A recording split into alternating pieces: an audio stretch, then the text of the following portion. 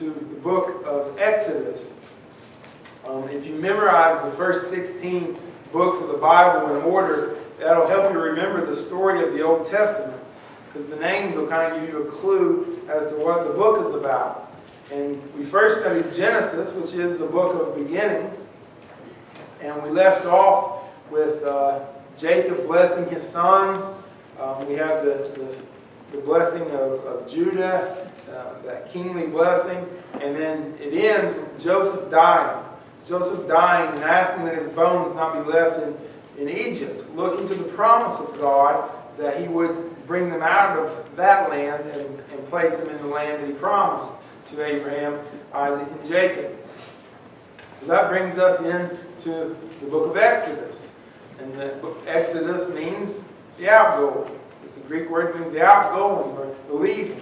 So you think exit sign, Exodus, they're leaving.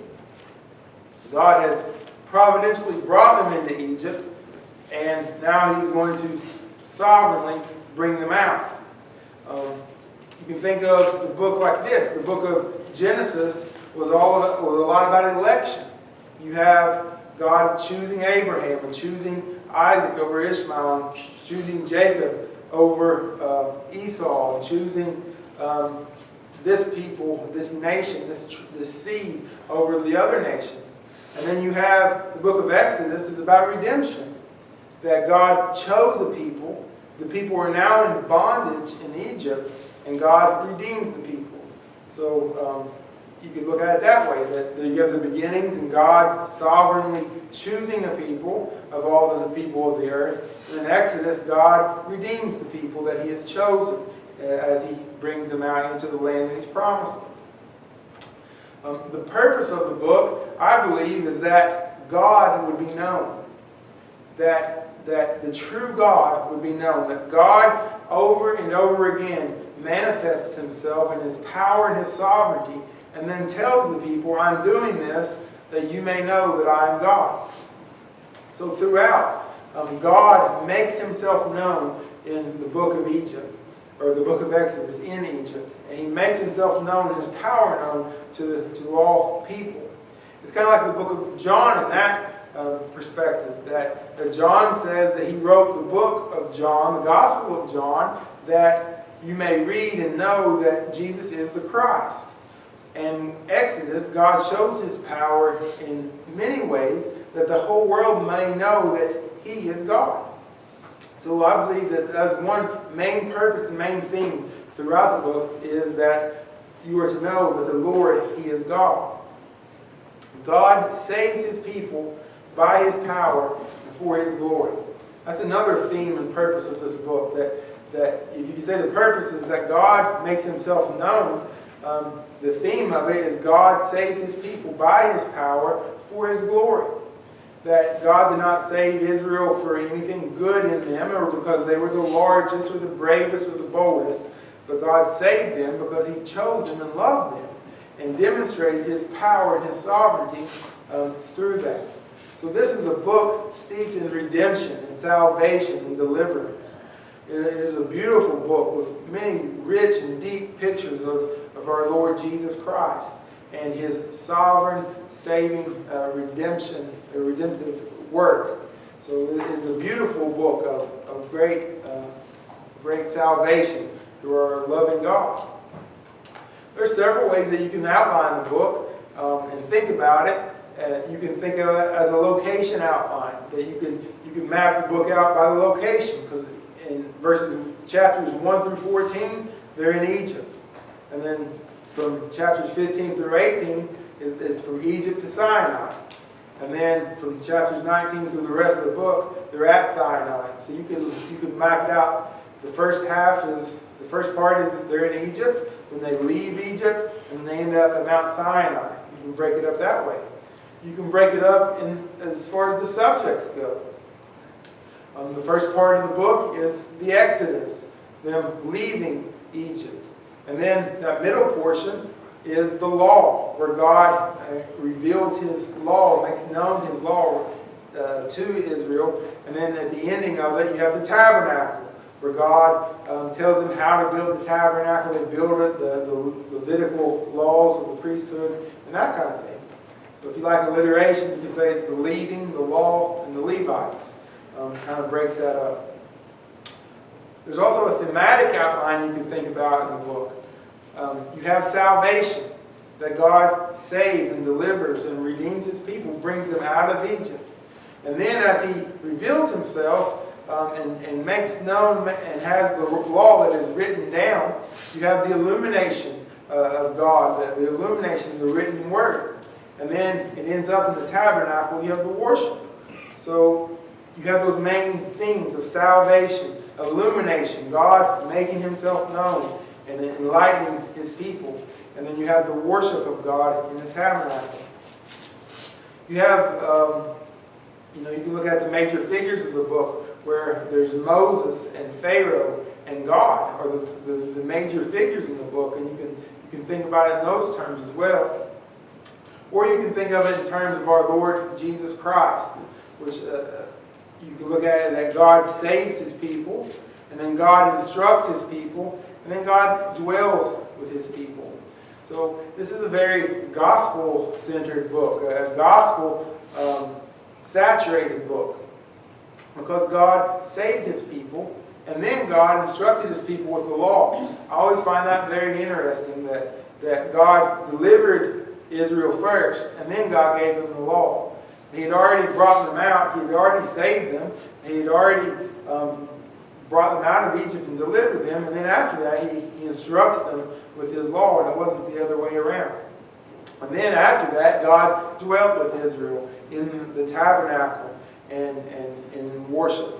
So that's a very beautiful picture just on the theme of the book of our salvation, that God saves us, God instructs us and illuminates us, and He dwells us and dwells with us. So that's kind of the overall theme of the book. Well, to kind of get a little bit more detail in it, Joseph was dying, and we know Joseph went down into Egypt, and that's how this whole thing got started, as Joseph was sold into slavery, into prison, and then he was raised up to help save his brethren and the kindred there by having the stores of food. Well, at the time, there were these a different kind of king in Egypt. They're called the Hyksos. They were shepherd kings. And during this time of the Hyksos, these shepherd kings had come in and kind of taken over Egypt. They were not Egyptians by genealogy. They were actually a sect of Semitic people. So they came from Canaan, and they came down into Egypt, and they kind of took over Egypt, these shepherd kings. Well, they were foreigners who had gained control of Egypt during this, what's called a middle history of Egypt. Well, while the children of Israel were dwelling in the land, there was the shepherd king that took up with Joseph and promoted Joseph. Well, after Joseph died, Amos the first expelled the Hyksos from Egypt and took back control over Egypt. And that's how we get to Exodus 1:8, where it says, "Now there arose up a new king over Egypt, which knew not Joseph." See, that's what happened. It wasn't that just Pharaoh's son just didn't know his history and then just all of a sudden got mad at the Jews. There was, according to Egyptian history, there was this middle period where foreigners were actually, there was a foreign pharaoh. He was still considered the pharaoh. He was the pharaoh, but he wasn't an Egyptian-born pharaoh. Well, an Egyptian came back and he took back over Egypt from these Hyksos kings. And now you have Egyptians that didn't know about Joseph and didn't really care anything about him. And Israel was getting to be a large nation within a nation. You had Egypt, who was allowing these foreigners to live in their land, in Goshen, which was the best part of the Nile, or the Egypt, or the Nile Delta. That was the best part to live as far as farming and that kind of thing. So the Pharaoh looks about, and there's getting to be more Israelis than there are Egyptians. And you can look in our world today, especially over in Europe, where the Muslim people, Muslim immigrants have come into different countries in Europe, and they're just having more children than the natives of that country. And just by a matter of time and mathematics, it won't be too much longer before these European nations will be Muslim nations, just because they're having more kids than the Europeans are. Well, that's kind of what was happening in Israel, or in Egypt here. Israel was getting big, it was getting large, and pretty soon, just by numbers and mathematics and time, Israel was going to be bigger than Egypt. And they were thinking, if the Canaanites come down and attack us, they would have to go through Goshen to get to our major cities. And if they did that, Israel, why would they fight with us? They would just join with the Canaanites and we'd be done for.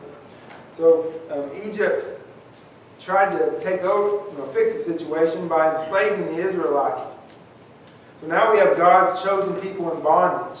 They were cruel taskmasters, but God did not forget His promise. You had the murderous rampage against God's people, where the political scene was such that they decided they were going to start killing the firstborn children, all the male children. Because you have, again, this theme of the hatred of God's people.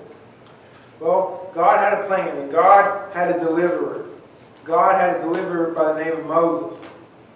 And Moses should have been killed if his parents would have put him to death, like thrown him in the Nile like he was supposed to.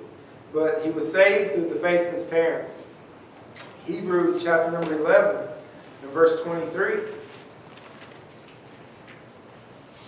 It says, by faith, when he was born, by faith Moses, when he was born, he hid 3 months of his parents because they saw he was a proper child, and they were not afraid of the king's commandment. They were godly men and women, Moses' parents, and they saw, because he was a proper child, they were not afraid to stand up against the king. And God give us that kind of grace to stand for the things of God, no matter what the people of the world say. That if it costs us our life, our livelihoods, whatever it costs us, help us, Lord, to stand and do what He has called us to do, and stand in the truth. Well, Moses, we know, was placed in the bulrushes there, and Pharaoh's daughter, while she was bathing, saw him there, and Moses was raised by Pharaoh's daughter in a remarkable act of providence. Pharaoh's daughter raised him. Moses' mother got to raise him, or take care of him, raise him until he was older. And Moses grew up with an Egyptian education and the son of Pharaoh's daughter, with all the advantages that come with being in the house of Pharaoh. Well, I believe that Moses knew that God had called him way back here in Exodus, because it was by faith. It says in verse 24 of Hebrews 11, by faith, when he was come to years, refused to be called the son of Pharaoh's daughter. Well, why was that? Well, faith comes by hearing. And I believe that maybe that God had shown Moses, or told Moses, that he would be the deliverer. He had faith. There was some reason that he had faith that he would walk away from all the worldliness that he had. He chose rather to suffer affliction with the people of God than enjoy the pleasure of sins for a season, esteeming the reproach of Christ greater riches than treasures in Egypt, for he had respect unto the recompense of the reward. By faith he forsook Egypt, fearing not the wrath of the king, for he endured as seeing him who is invisible. So Moses, forsaking the things of Egypt, was walking out amongst his brethren one day and saw an Egyptian smiting a Hebrew. So Moses takes the part of the deliverer, so to speak, and he goes and he slays that Egyptian. And then he goes and hides his body in the sand. Well, the next day, there's two other Hebrews fighting, and he goes and he's going to play the part as the shepherd and the leader, and he says, "Why are you guys fighting?" And they said, "Who made you a judge over us? Are you going to kill us like you did the Egyptian?" So Moses feared and said, this thing is going to be known, and he fled Pharaoh's face, and he dwelt in the land of Midian. So now Moses, who was in the house of Pharaoh, is out in the wilderness, and he becomes a shepherd there. So the first 40 years of his life, he was groomed to be a great man of Egypt. Some histories say that he was trained in military warfare, and that he actually fought a great battle as the Egyptian son of Pharaoh, and won a great battle there militarily. But now, these next 40 years, Moses is going to go through a training program in the wilderness, that God is going to instruct Moses on how to be a shepherd. And a shepherd of people, or a shepherd of his sheep. Moses learns how to be a shepherd of sheep, while God trains him to be the shepherd of God's sheep. So for 80 years, God trains Moses for a 40-year mission. So you have the first 40 years in Egypt, the next 40 years in the wilderness, and then you have the last 40 years being the shepherd of the people of God. Well, God calls Moses there and reveals himself to him in the burning bush. And God sends Moses to tell them that tell his people that God will deliver them from the Egyptians and set them in the land he's promised. So after all this time, God reveals himself to Moses, says, go tell him it's time, I'm going to deliver you. And Moses says, well, who am I going to say this in? And he said, I am that I am has sent you. You go tell them to deliver them. Well, Moses walks back into Egypt, and Pharaoh, of course, doesn't want to have anything to do with that when he tells them, thus saith the Lord thy God, in Exodus 5, it says, thus saith the Lord thy God, let my people go, that they may hold a feast unto me in the wilderness. And Pharaoh said, who is the Lord that I should obey his voice to let Israel go? I know not the Lord, neither will I let Israel go. Well, this is that theme that I was talking about God revealing himself. So we have God telling Moses that I am that I am. And he goes and he tells Pharaoh what God has said. And Pharaoh said, who is this Lord that I should obey his voice? Who is this God? I don't know who you're talking about. I don't know who this Lord is. I don't know who this Yahweh is that you're talking about. I don't know. And who is he that he's going to tell me what to do? So here we have, again, God is going to make himself known. We have Aaron and Moses there together, and they have that battle with the magicians, and Aaron's rod that budded, and the staffs turning to snakes. We see that battle, and then we see the plagues. And just briefly to go over those plagues, God for 7 days turned the river to blood. God sent that plague of frogs throughout all of Egypt. And Pharaoh promises to let Israel go, but then Pharaoh hardens his heart and turns back on what he said. He sends the plague of lice, and then a plague of a swarm of flies. He promises to let them go. That's enough. The flies did it. And then he hardens his heart again. He says, no, I'm not going to let them go. Then he has the plague of the pestilence on all the animals, but not on Israel's animals. All of Egypt's animals get this great pestilence. And then boils come, man and beast. And he defeats the magicians yet again. There's great hail that comes down. Hail and fire mingled together. Hail and fire mixed. Coming down upon the people of Egypt. In Exodus 9, verse 18, it says, behold, tomorrow about this time I will cause it to rain, a very grievous hail, such as not been in Egypt since the foundation thereof, even until now. And then verse 23, and Moses stretched forth his rod towards heaven, and the Lord sent thunder and hail and fire ran along upon the ground. And the Lord rained hail upon the land of Egypt. So there was hail and fire mingled with hail. very grievous, such as there was none like it in all the land of Egypt, since it had become a nation. And the hail smote throughout all the land of Egypt, and all that was in the field, both man and beast. And the hail smote every herb of the field, and brake every tree of the field. Only in the land of Goshen, where the children of Israel were, was there no hail. So again, God pouring out his wrath upon Egypt, but Israel protected from this. So this is not just some mere hailstorm, but never been anything like it before. And you have to think that we've gone through the flood, Sodom and Gomorrah destroyed, and this was a unique storm, and no one had ever seen anything like it. You have the plague of the locust came after that. And then again, another plague that just touched Egypt. It was 3 days of total darkness. 3 days of total darkness. That would have probably bothered me. You wondered if you'd gone blind, wondered what was happening. But God sent this great plague of darkness before the last plague, the big one. It was the death of the firstborn children. And here we find something that happens that has reverberated down through the centuries. Is the Passover. The Passover, where God tells Israel to take a lamb without blemish or without spot, and to remove all the leaven from their house, and they're going to slay that lamb and take the blood of the lamb on the doorpost.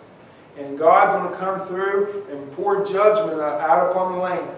And whichever house has the blood of the lamb upon the doorpost, God will pass over them and judge, and no one will die.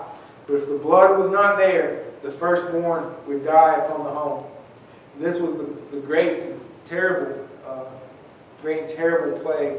They woke up, and you can only imagine the firstborn of every household dead whenever they awoke. And no house was spared in all of Egypt. But it was just those who were covered with the blood of the spotless lamb. Well, that was it. And they said, you leave, you get out of here, and he lets them go. Well, once again, he changes his mind. He goes after them. And that's where we have the Red Sea, that God parted the Red Sea. Israel walks across on dry foot, and Pharaoh and his army go in after him. The sea collapses and destroys their army. In Exodus chapter 15, you have something very interesting too. You have the Song of Moses. And we won't read that, but you can just note it here in Exodus 15 that this is Moses' song of deliverance. And the thing that's interesting about this is a song that we're going to sing.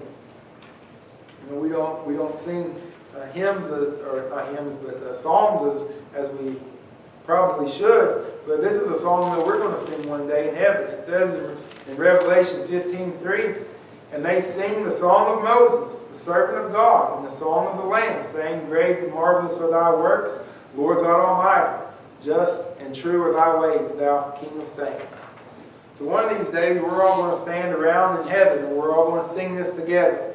We're going to sing the song of Moses together in heaven. So that's a pretty significant chapter. Maybe we should get familiar with that song since we're going to sing it one day. That should bless our hearts to think about, but God tells us some of the things we're going to do in heaven, and sing that song is one of them. Well, as they're leaving, God gives them a season of refreshment, and then they start complaining about the food. And you brought us out of Egypt, now we're going to die. Well, God gives them manna. And then they say, you brought us out of Egypt, and now we're going to die of thirst. And God gave them water from the rock. And then they go to war with Amalek. And that's where you have the story where every time Moses held the staff up, Israel would win. And when he put his arms down, Israel would start getting defeated. And Hur and Aaron lifted up the staff to help Moses to keep his arms up. I heard Al Malo preach a message one time, so we need more men like Hur that was there to help people. But Hur and Aaron held the staff up, and they won. Well, then starting in chapter 19, all the way through through part of the Numbers, book of Numbers, you're at Sinai. So God has delivered, saved Israel. And you see that salvation pictured in the blood of the Lamb. God saves them. He redeems them. He delivers them from the bondage of Egypt. So you have the bondage of Egypt, like you're in bondage to sin. You have the calling of God and the deliverance of God through the blood of a sacrifice. And now they have been redeemed. They have been bought. They have been delivered from that bondage. As we are saved by the blood of the Lamb and delivered from the bondage and power of sin. Well, starting at chapter 19 all the way into the book of Numbers, they're here at Mount Sinai. And God reveals himself. God speaks to Moses and to Israel. And it is here that God enumerates the 10 Commandments. And it is here that God gives the ceremonial law. And it's here that God gives the civil law. And I believe there's 3 parts to the law. There's the 10 Commandments, the moral law. You have the ceremonial law of the washings and the feast days and the sacrifices. And then you have the civil law, how God commanded Israel to live when they were in the land. We can't carry out capital punishment like God told Israel to do. We don't live by their civil law. And we don't live by their ceremonial law because God has freed us from the shadows. Those have been fulfilled. We don't look to the shadows when the type has been fulfilled. So those were nailed to the cross. We're not under ceremonial laws anymore. But God's moral laws are how we are to be guided, how we are to walk in holiness. One man says, what's holiness look like? And he said, holiness looks like obedience. Holiness looks like following the 10 Commandments. And so we are not free to break the 10 Commandments. We're not